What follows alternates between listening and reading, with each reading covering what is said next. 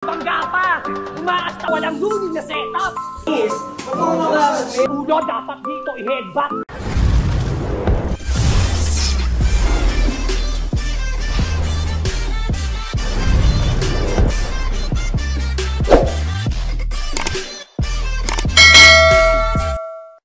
Ulul!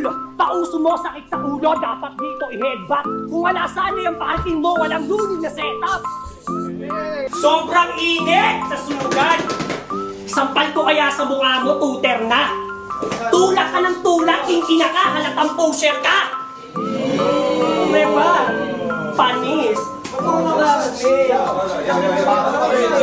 Bumabangga-bangga pa! Umaas na pang ghetto! Huwag kang piling OG, gago! Mukha kang caretaker sa simente! Bigyan ng props! Tayo na, naik ka! Yeah! Wala kang breathing! Magpakita ka naman kahit 1% na hiyak! Di ka pwedeng i-market kahit parang palengkero ka magsalita! Son of a bitch! Iho di puta! Anak ka ng bok-bok! Tumaba ka lang! Hindi mo kami kaya pakitaan! Tangina! Payo ko sa'yo, tol, paghirap ka na, mag-drugs ka din! Pag-drugs ka, tol! At least yung tama, sarap pa! Analogy, kung sa battle rap na nga lang, kailangan patong tulungan, tingin nyo uubra tong hayop na to kapag one-on-one na yung suntukan? Nasaktan ka ba sa round na to? Well, peace off. F you kung may problema ka sa mga sinabi ko, kausapin mo ako sa labas ng venue, bitch!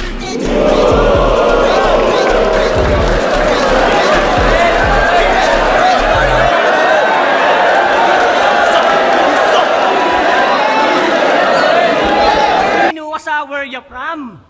Mga pare, alam na. Tangina, ultimo si Tiny, napaisip kung tigasan ka. Ha? Tigasan ka kasi tahanan daw niya gubat. Kaya naging bay na tong pendeho. Misis niya ngayon talagang bumababa na lipad. Kalapating mensahero. Pwes sa burat ko yun siba. Lalaylay pagpasok neto. Sigurado maglalakbay na parang estranghero. Kasi putang ina Romano versus Mrs. Besara.